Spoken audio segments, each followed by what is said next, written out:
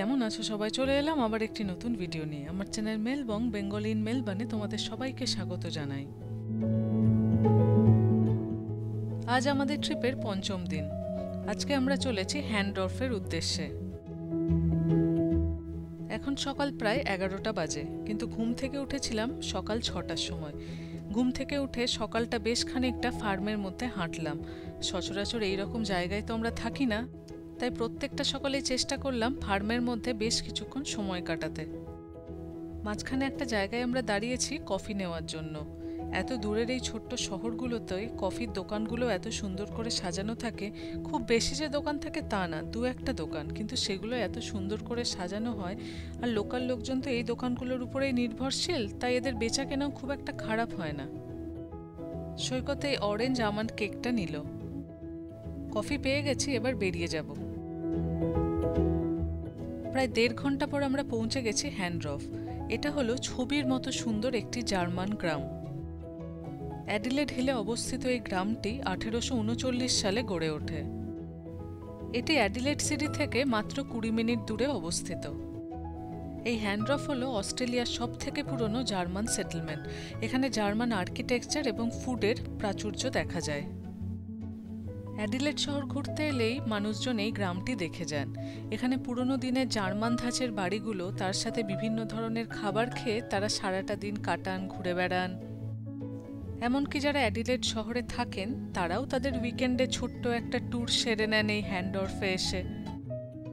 গাড়ি করে তো আসাই যায়, তাছাড়াও অ্যাডিলেড থেকে পাবলিক ট্রান্সপোর্টেও এখানে আসার ব্যবস্থা আছে। ক্রিসমাস চলে গেলেও বাতাসের মধ্যে কিন্তু এখনও ক্রিসমাসের গন্ধ এখানে রয়ে গেছে। চারপাশের সাজগোজ, দোকান টোকানে এখনও ক্রিসমাসের সাজে পুরো ভর্তি। আগে এখানে ঘোড়ায় টানা গাড়িই চলতো, তারই একটা নিদর্শন হিসেবে রাখা আছে।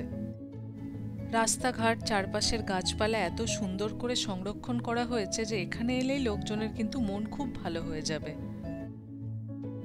এখনই এখানে এত ভালো লাগছে, কিন্তু যখন এখানে ফল সিজন হয় তখন এই হ্যান্ডরফের গাছগুলোতে যেন আগুন লেগে যায়।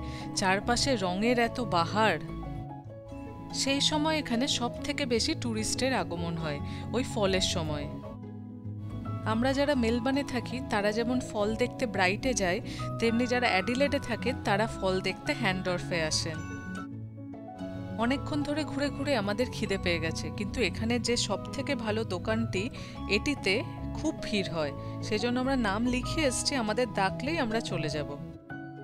ফোন করে আমাদের ডাক দিয়ে দিয়েছে, চলো এবার খেতে যাওয়া যাক। দোকানটির নাম জার্মান আর্ম হোটেল।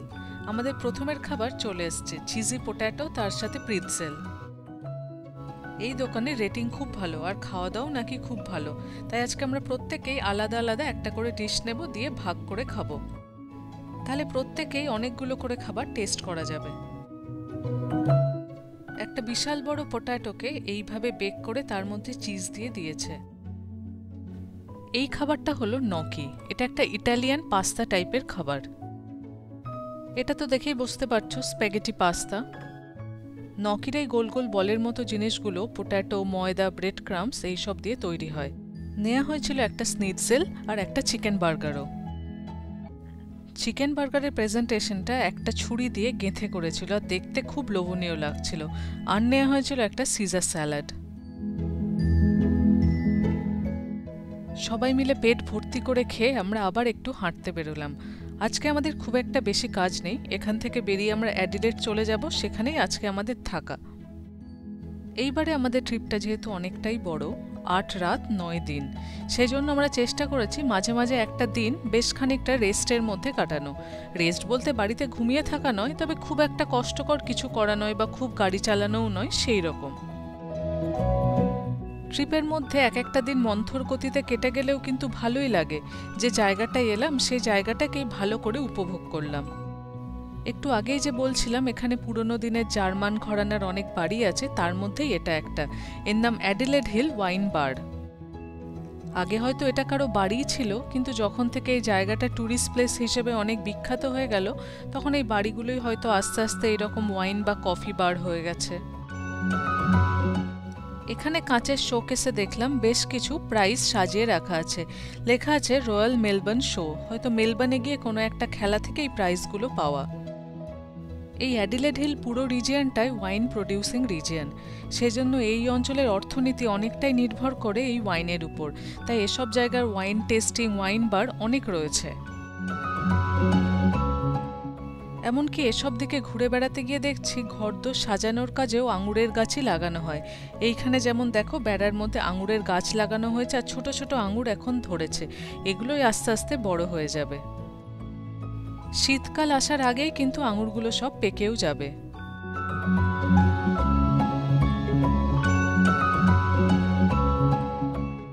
এরই উল্টো দিকে রয়েছে একটা হোটেল, 1863 সালে তৈরি। 160 বছরের পুরনো এই হোটেলের নাম হ্যান্ডরফ ইন। তার পাশের এই বাড়িটার দিকে দেখো, এটা দেয়ালগুলো মনে হচ্ছে যেন পাথর দিয়ে বানানো। আস্তে আস্তে যত বিকেল হচ্ছে অনেক মানুষজন এবার ফিরে যাচ্ছেন।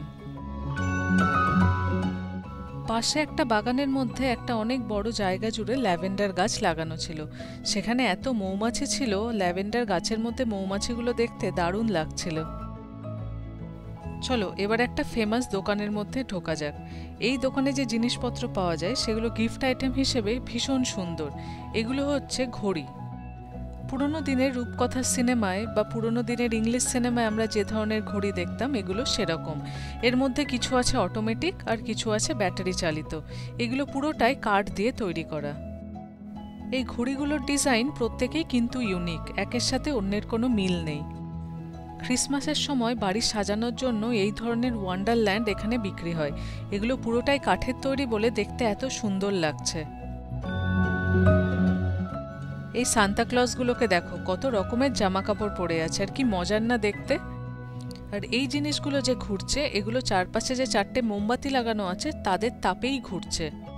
এই যে ঘোড়ার স্পিড এটাকেও নিয়ন্ত্রণ করা যায়। উপরে যে ব্লেডগুলো আছে পাখার সেগুলোকে একটু অ্যাডজাস্ট করে দিলেই এটা আস্তে বা জোরে ঘুরতে পারে। এই পুরো দেয়াল জুড়ে রাখা আছে শুধু নাট ক্র্যাকার।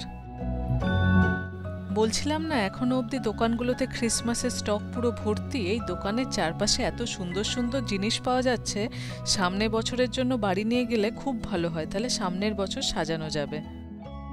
ডিজনির কার্টুনে যেরকম আমরা সুন্দর সুন্দর বাড়ি দেখতে পাই সেই রকম বাড়ি আছে দেখো। দোকানটা থেকে বেরিয়ে এলাম, পাশেই একটা নার্সারি ছিল। গাছের সাথে সাথে পটও বিক্রি হচ্ছিল, আর এক একটা পট এত সুন্দর যে চোখ ফেরানো যাচ্ছিল না। চলো আমরা বেরিয়ে পড়েছি।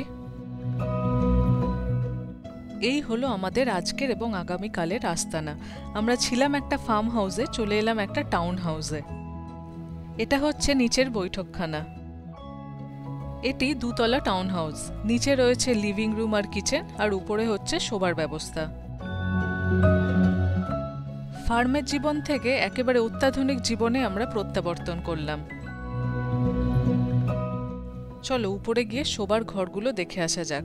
আর মানে আমার উপরে উপরে উঠছে, ওর আমার থেকে উৎসাহ বেশি। উপরে উঠে সামনেই একটা ছোট্ট লিভিং রুমের মতো, আর এই যে সোফাটা এটাই বড় করে দিলে সোফা কাম বেড হয়ে যায়।